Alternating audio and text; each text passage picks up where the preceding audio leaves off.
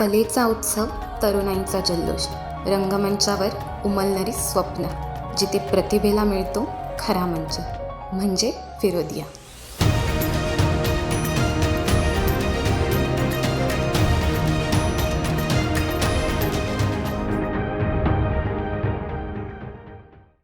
नमस्कार, माझं नाव स्नेहा अशोक आढळराव.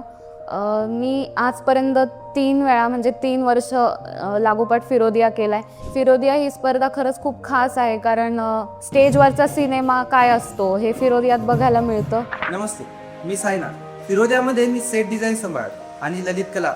जसं की मला कळालं की नाटकामध्ये ह्या पण गोष्टी, तसा माझा इंटरेस्ट वाढला. अगोदर नाटक म्हणजे मला फक्त एकांकिका वाटायची, की ज्यामध्ये लोक येऊन सादरीकरण करतात त्यांच्या ॲक्टिंगच्या जे काही त्यांचे गुण राहतात त्याच्यामध्ये संगीत असं हे माहिती होतं किंवा आवाज कसा असतो, आवाजाचे चढ उतार कसे असतात. मला या गोष्टीमध्ये आवड होती, मला यामध्ये घुसायचं, बट कळत नव्हतं, मार्ग भेटत नव्हतं, कारण की शिकवणारं कोणी नव्हतं. जेव्हा कळालं की फिरोदियामध्ये ह्याही गोष्टी इन्व्हॉल्व आहे, तेव्हा माझा इंटरेस्ट वाटला. नमस्कार, मी ज्ञानेश्वरी. मी गेले 3 वर्ष फिरोदियामध्ये म्युझिक करत आहे. तर फिरोदियामध्ये लाईव्ह म्युझिक आणि शक्यतो सेल्फ कंपोज म्युझिक द्यावं लागतं. तर त्यासाठी आम्ही स्वतः बनवलेली गाणी, स्वतः कंपोज केलेली गाणी हे आम्ही केलं. बॅकग्राऊंड म्युझिक दिलं आम्ही. तर वेगवेगळे वाद्य वापरून आम्ही हे म्युझिक तयार केले. आर्टिस्ट बनणे सोपं नाही. नमस्कार, मी आयुष प्रशांत शिंदे. गेले 2 वर्षांनी मी फिरोदिया करतोय. फिरोदियाचं हे स्टेज माझ्यासाठी खूप महत्त्वाचं आहे. नवीन नाते बनवणे, नवीन स्किल शिकणे, नवीन हावभाव व्यक्त करणे, नवीन एक गोष्टी आपल्यात आणणे, हे फिरोदिया शिकवते. फिरोदिया ही फक्त ॲक्टिंगची स्पर्धा नाही, त्याच्यात वेगवेगळे कला प्रकार जसे की डान्स, बॅकस्टेज, अदर आर्टमध्ये ड्रॉइंग, स्टँड आर्ट, या सगळ्यांना एकत्र घेऊन जे नाटक परफॉर्म केलं जातं तो म्हणजे फिरोदिया. इथे मुलांचंच डिरेक्शन, मुलांचंच लेखन, मुलांनीच नेपथ्य करणं अपेक्षित असतं. म्हणजे सगळ्या गोष्टी सगळी मुलं मिळून करतात. ही प्रोसेस खरंच खूप खास आहे. तर मी गेले 3 वर्ष यात डिरेक्शन केलं आहे, ॲक्टिंग केली आहे, गाणे गायलं आहे आणि लेखन केलं आहे 1 वर्ष. फिरोदिया ह्या स्पर्धेतनं खूप तारे घडलेत. म्हणजे मराठी इंडस्ट्रीत काम करणारे जास्तीत जास्त ॲक्टर्स, खूप म्हणजे मॅक्झिमम ॲक्टर्स हे फिरोदिया ह्या स्पर्धेतनं पुढे आलेत. ही स्पर्धा खरं खूप मोठा प्लॅटफॉर्म क्रिएट करून देते मुलांना. याचे जजेस हे नेहमी इंडस्ट्रीतले नामवंत लोक असतात. माझ्या कलेचं प्रदर्शन मी कधी लाईव्ह केलंच नव्हतं कोणासोबत. जे काही करायचं ते एकट्यात बसून निवांत.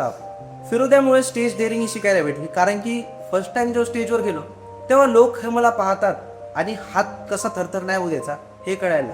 कारण की एकाच जागेवर 40 मिनिटं थांबून अंधारामध्ये समोर नाटक चालू आहे, मागणं लोक तुम्हाला पाहतात, त्या टाइमला तुम्ही चित्र काढणे सोपं नव्हतं. आयुष्यातला माझा पहिलाच एक्सपिरियन्स होता ज्या टाइमला मी सगळ्यांच्या समोर चित्र काढलं, आणि ते व्यंगचित्र की ज्यामध्ये सगळ्या खेळच स्ट्रोकचा आहे.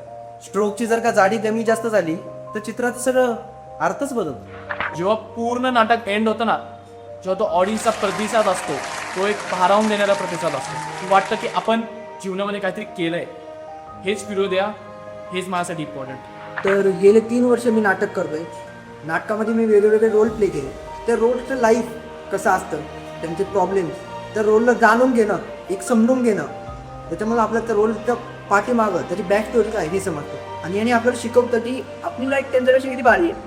म्हणजे सकाळपासून ते संध्याकाळपर्यंत सगळी मुलं कॉलेजमध्ये असायची. इथेच जेवण, म्हणजे लिटरली 3 टाईम जेवण आमचं इथे व्हायचं आणि त्यासोबत आमची प्रॅक्टिस व्हायची.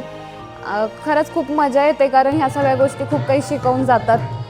आयुष्याचे धडे या सगळ्यातनं मिळतात. कळत न कळत काही गोष्टी आपण शिकतो, ज्या पुढे आयुष्यात आपल्याला उपयोगी पडतात. आणि ही प्रोसेस प्रत्येक कलाकार घडवती आहे. म्हणजे 2 वर्षापूर्वी कोणीतरी एका स्टेजला होतं, तर त्याची इम्प्रूव्हमेंट ह्या सगळ्या गोष्टीतनं फार छान होते. आणि फिरोदिया नक्कीच खूप छान कलाकार घडवते. वेगवेगळ्या गोष्टी या तुम्हाला येतात, ते प्रयत्न करा की याला कलेमध्ये अजून चांगलं कसं रूपांतर करता येईल. जी गोष्ट मनात आहे तिला एखादा आकार देऊन त्याला कसं बनवता येईल किंवा काय बनवता येईल. नाटकात खूप काही शिकवतं. जवळ पडलेल्या गोष्टीपासून एखादी चांगली देखणी गोष्ट बनवणे सोपी गोष्ट नाही. त्याला थोड्या गोष्टी लावून काही बनवणं ही खूप मोठी कला आहे. प्रत्येकजण हे करतं. कोणी हे डेकोरेट कर, ते डेकोरेट कर, घरात भिक्त रंगव, पेन्सिलला काहीतरी, इरेझरवर चित्र काढ, ह्यासारखंच आहे, फक्त मोठ्या प्रमाणात करताय तुम्ही. तुम्हाला जर काय आवड असेल तर नक्की या. आपलं कल्चरल डिपार्टमेंट सगळ्यांसाठी उघडं आहे. आणि सगळ्यात गमतीशीर भाग म्हणायचा झाला तर ब्लॅकआउट्समध्ये आम्ही अंधारात वाद्य वाजवली. तर आम्हाला अशा बऱ्याच गोष्टी फिरोदियामधून शिकायला भेटल्या. कारण म्युझिक याचा फिरोदियामध्ये खूप मोठा भाग आहे. कारण जिथे संवाद संपतात तिथे म्युझिक बोलतं.